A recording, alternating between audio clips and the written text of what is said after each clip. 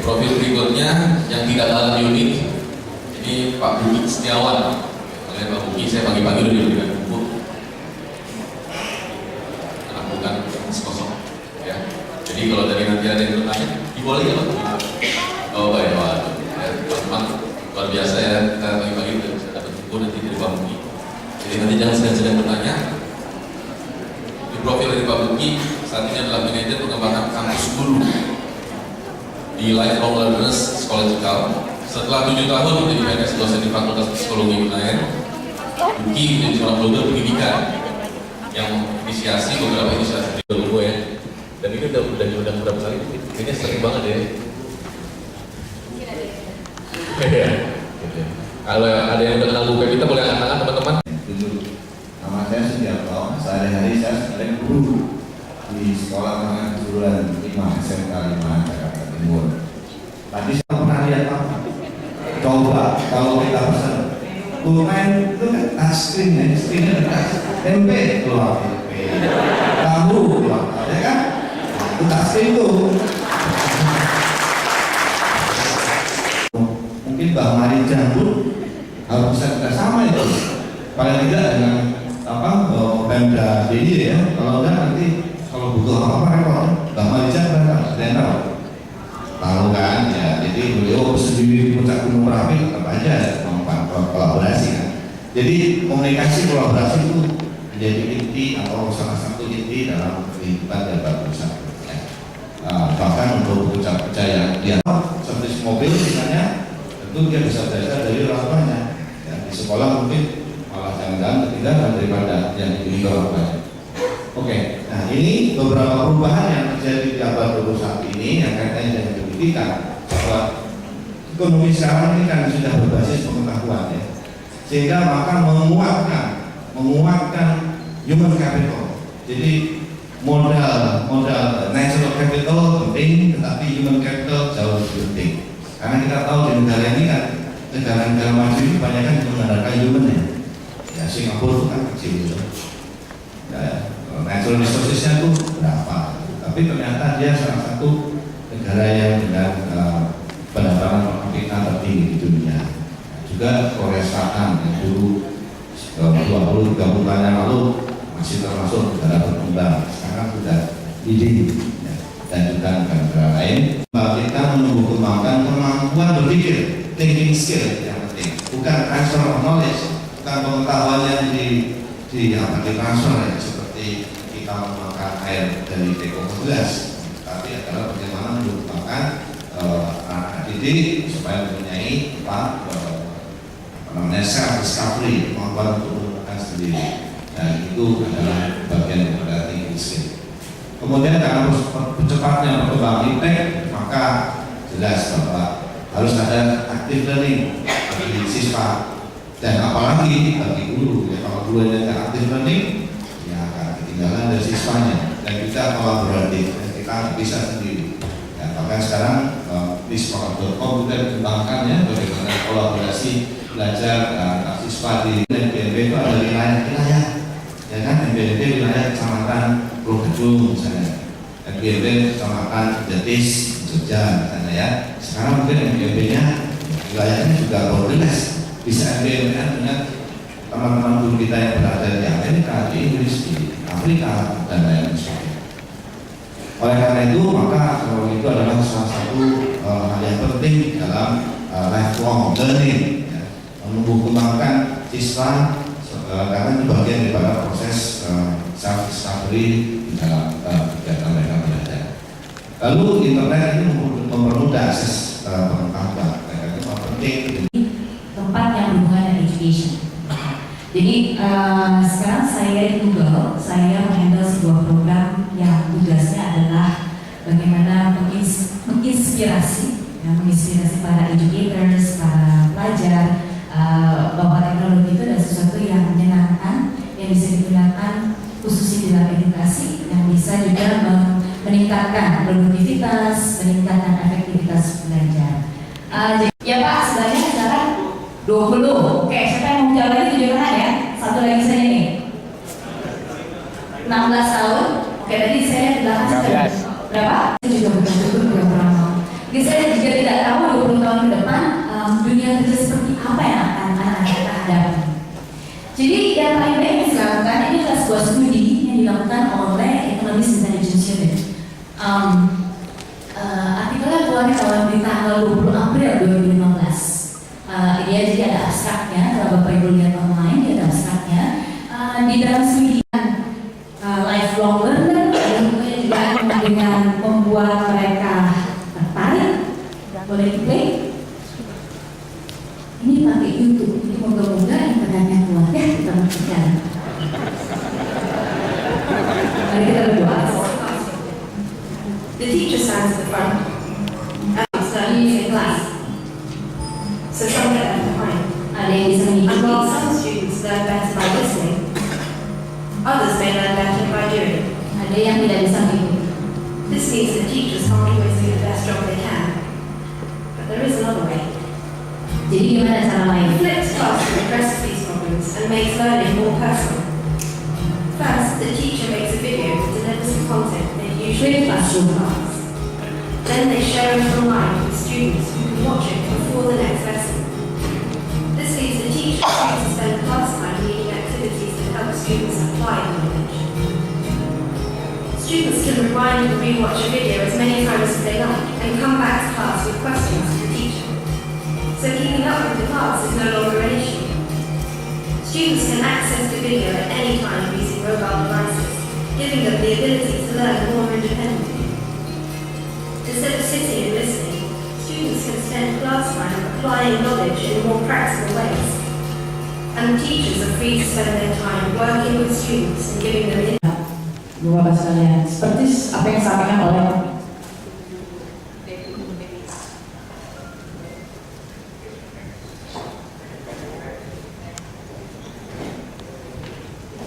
ini kami buat tahun 2008. Kemudian slide berikutnya kembali pada SMA Triwarna. Ini terus terang saya mengumpulkan dari beberapa file dan akhirnya kami menemukan tentang apa yang dibutuhkan, mungkin yang bisa saya share pada kesempatan ini. Dia ada SMA Triwarna, Ibu Bapak sekalian. Kami berada di suatu area yang besarnya hampir 7,5 hektar. Boleh dilihat di sana bahwa saya jelaskan, kami itu boarding school. Selanjutnya, saya sedikit cerita tentang IT yang kita buat ya. Tahun 2000, pada saat saya masuk sebagai kepala sekolah dengan tanpa latar belakang, kemudian saya terpikir seperti ini. Anak-anak saya It's that way, right? Okay, good. I'll just cover very quickly some of the trends that we are seeing. I think you see some of those trends as well.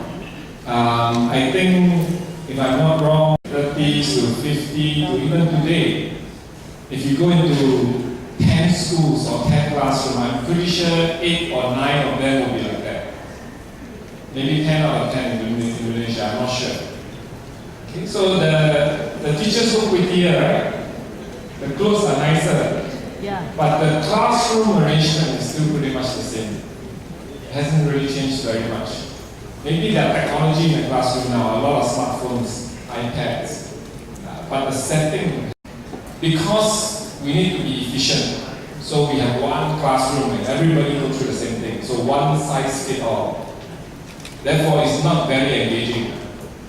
I can bet you no more than 15-20% of the time your students are really paying attention. and the answer that comes back will always be correct. Never wrong. Correct? The teacher knows everything. Okay? But today, my children, maybe your children, is in a different environment. Depending on when they ask, how they ask, and who they ask, the answer will be different. Okay? It's no longer the same all the time. Right? For us, very scary. Wow, so many things. But for them, oh, very easy. I know this, I know that. Yeah? Okay? But with technology now, I can record the teacher. So they can watch the teacher outside the class. In class. Okay, so far no one asked me a question. I'm sure you got a question in your mind, but no one there to ask. Why? Oh, very shy, right? So in the class, that's what happens. The student is shy. They would not ask the teacher, can you repeat? Worse, after one repeat, still cannot understand. Teacher, can you repeat again? Teacher get very angry. I have no time. Okay, I need to finish my class, right? So it's very difficult. Video wrong. Flipped classroom is not about video. Video is just one way to do flipped classroom. Okay? Flipped classroom is about freeing the time in the class so that you can better engage the student in the class. It's all about engagement. Okay. Are you familiar with this? Bloom's taxonomy. Yeah? Now, if I prepare my student well, and they all pass with flying colors, does it mean I have done well? It depends. Right? It depends. A lot of questions depends. Nowadays, no straightforward answer. It depends because it depends on what are you assessing the student on. If you are trying to see whether the students can remember, very easy. I just test, they can. This is very important, which is why I'm taking some time to explain this. Okay? Very often, everybody talks about 21st century skills, everybody talks about constructivist learning, and everything that you can see, buzzing all over the place, but very few people truly understand what does it really mean in the classroom. And this is why I'm trying to say here too. Right, for those who are familiar with learning theories, traditionally it's behaviorist learning. As long as I show the right behavior, the master sees, wow, right behavior, the apprentice has learned fast. But as more and more technology and machinery come in, factories, manufacturing plants, there's a lot more information to process. The brain needs to think about the information. That's where the cognitive approach comes in. So when you come to class, the curriculum, the assessment, the tools you use is to help them process information. That's about 30, 40 years ago.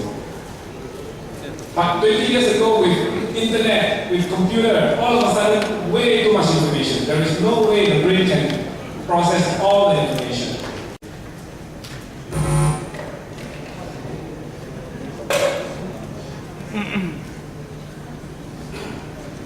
Jadi saya akan berikan contoh-contoh beberapa hal, nanti saya akan menjelaskannya.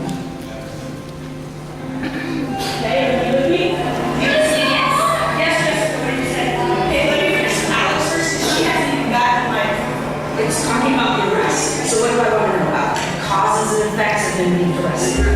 Miss Nunez is a really great teacher. She's always there to help you if you have a question. I was like, Miss Nunez, I think I'm asking too many questions. And she's like, no, Grace, that's what I'm here for. I'm here to help you. My name is Gina Nunez. I teach freshman world history at Xavier College Prep in Phoenix, Arizona. We cover 5,000 years of history. The first final is half of 5,000 years of history, and the girls tend to freak out about that. This final, oh my gosh, it was supposed to be terrible. Last year, half of us didn't finish. I had taken finals before in middle school, but it was nothing like this. 100 and some questions in chapters 1 through 12. How will I ever retain this much information? In October, I was told that I had to have some surgery. Oke. Jadwal siapa? Siapa yang diingetin jadwal ya emang khususnya yang ada kebanyakan jadwal. Boleh berdiri Pak sih boleh kedengaran. Ya. Oke, itu fungsi biasa.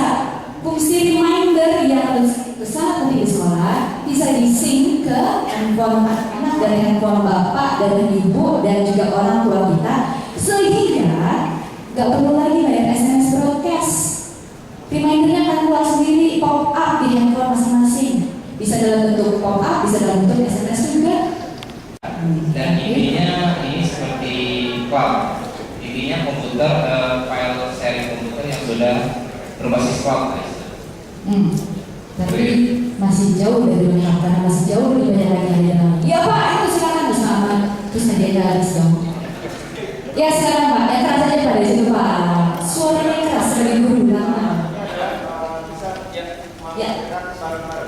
Enggak Pak, yang di belakang Pak, yang berdiri. Ya silakan. Semuanya ganteng, Pak gantian. Oke. Baik, satu dulu.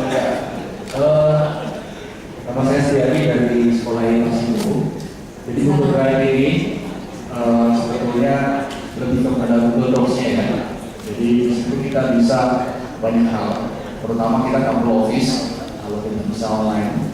Nah, itu yang lebih dari kelebihan dia adalah kita bisa sharing real time. Jadi di Google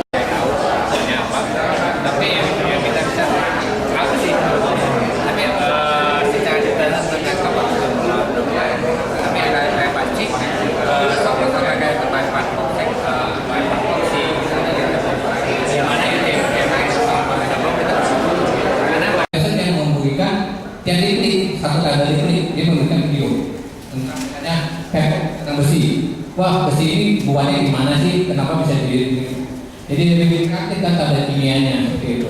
Nah itu kan bisa membantu Bapak Ibu dalam pengajaran. Nah itu kita bisa sharing di forum-forum di sini satu section satu dengan topik mata pelajaran yang sama seperti itu.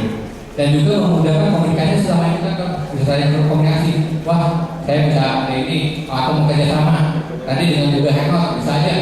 Wah Bapak gue IPA-nya ya, saya IPA-nya masih segini. Bisa nggak Bapak nanti kita Google Hangout, Bapak ada juga di kelas saya, atau ganti-gantian seperti itu. Kan bisa saya komunikasi dan sebagainya. Dan tentunya juga bisa update event. Jadi kita juga ada event, Bapak Ibu bisa posting event sekolah. Ada beberapa sekolah yang ada event-event untuk mengajar pada edukator. Saya ada beberapa sekolah. Nah itu juga bisa diatur di DJH. Oke, next. Oke, video DJH ada tadi poin pertama. Jadi Bapak Ibu bisa melakukan CV Bapak Ibu bekerja berapa lama, mengajar apa saja, skillnya apa aja gitu. Oke. Lalu ada membernya itu kan member Bapak bisa posting siapa aja yang sudah tergabung di DJH. Ada grup, Bapak bisa bikin grup untuk masing-masing mata pelajaran. Ada blognya, ada forum, dan ada event. Tentunya ada chat juga. Seperti itu. Oke, ini penting.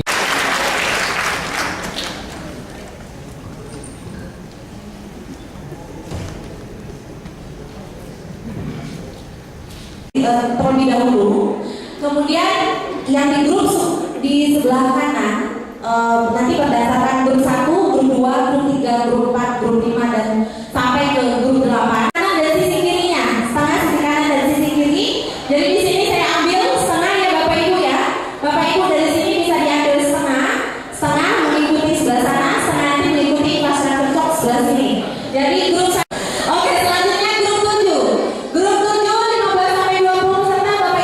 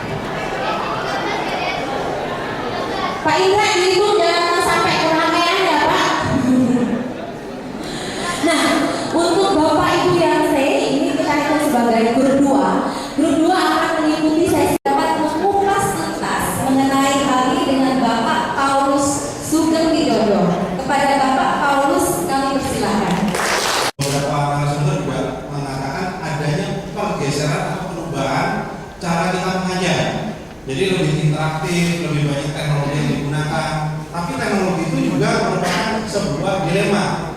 Ada yang menggunakan teknologi untuk kebaikan, ada juga yang menggunakan teknologi itu untuk hal-hal yang negatif. Nah, ini yang akan kita bahas, bagaimana kita menghindari hal-hal yang negatif dan apa yang harus kita persiapkan untuk masuk ke abad 21 education. Oke, saya perkenalkan, saya adalah Paulus Widodo dari Analysis Ecosystem. Saya di sini adalah produk spesialis untuk produk wireless, karena kita tahu sekarang wireless itu booming sekali. Jadi pengalamannya kita selalu cari wireless, ya kan? Tadi dari pagi sampai sekarang begitu bangun tidur yang ditanya wifi-nya sudah on belum, gitu ya. Kita lihat di sini. Oke, kita akan lihat sedikit sekilas mengenai tren dari teknologi saat ini, kemudian abad kedua, sekolah abad kedua, mengkoneksikan antara building dengan building satu, antara SD ke SMP, SMP ke SMA, itu juga bisa dilakukan infrastruktur yang baik. Mendevelop staf dan guru ya supaya bisa meningkatkan produktivitas ya. Kemudian create student learning environment, jadi anak bisa belajar dimanapun ya. Dan yang terakhir adalah membangun sebuah community untuk anak-anak bisa belajar dan berkolaborasi dengan baik. Ini adalah langkah-langkah menuju ke arah infrastruktur sekolah abad ke-21. Di belakang dari semua itu ada satu bahasa yang sama, yaitu bahasanya adalah Internet Protocol atau IP. Jadi semua baik data, voice, video, streaming dan sebagainya itu dasarnya sama semua. Internet Protocol IP. Kalau pernah dengar internet address dan sebagainya, itu adalah bahasa-bahasa di dalam networking yang digunakan untuk memfasilitasi menjembatani semua konten yang begitu kaya. Biasa. Oke, kita bisa save, bisa share dalam bentuk JPG atau PDF. Kemudian bisa kita atau video conference seperti Google Hangout. Jadi Bapak Ibu bisa gunakan juga Skype dan Google Hangout itu di sini. Ini hanya membantu dalam belajar mengajar. Mungkin kalau Bapak Ibu yang ingin mendapatkan informasi lebih berharga, bisa saya bantu scan barcode Bapak Ibu. Silakan yang mau saya scan. Masukin juga. Ini apa nih Pak? Kita udah 2 kali Pak. Nggak berasa ya Pak? Kita udah 2 kali Pak.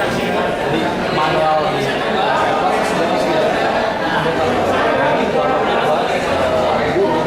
pertama. Oh, terbuang. Efisien nih, bukan kerja. Dan waktunya itu Pak. Terus bisa dapat kemana aja, lebih mudah. Terus kemudian data bermain lebih baik. Tapi lagi cara data kemana? Terus kemudian orang IT itu tinggal punya data aman di servernya. Terus kemudian kita data lebih aman. Seperti itu Pak.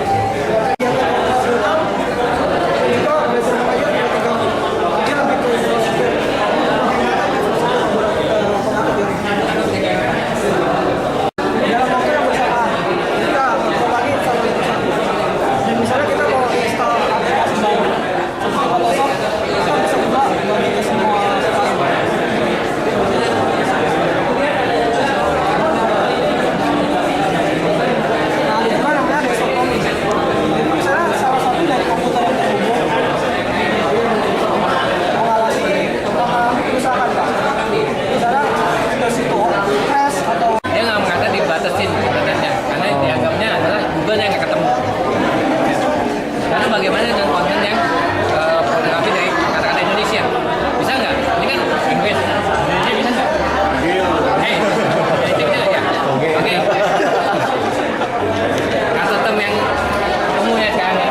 Oke, muncullah konten-kontennya. Sama ini berbau fotografi, kita bisa kekas, nggak boleh. Kita bisa bikin kayak gini. Seseorang untuk marketing, kita bisa buka untuk settingan Twitternya hanya 1 jam, karena biar mereka nggak kerajingan Twitteran terus. Dengan dikabut lagi atau pakai kita bisa virus, dilonggar, bisa buka Skype dan sebagainya. Oke, bahkan dengan file terkumpul yang bisa diinstal di laptopnya anak-anak. Dan anak-anak ke rumah pulang bawa laptop kita Shanto dengan 8 GB tadi. atasnya tinggal bukaan apa aja. Betul Pak, udah ada di grafiknya. Jadi di sini dibantu untuk kita monitoring melalui grafik. Dan ini chart file. Itu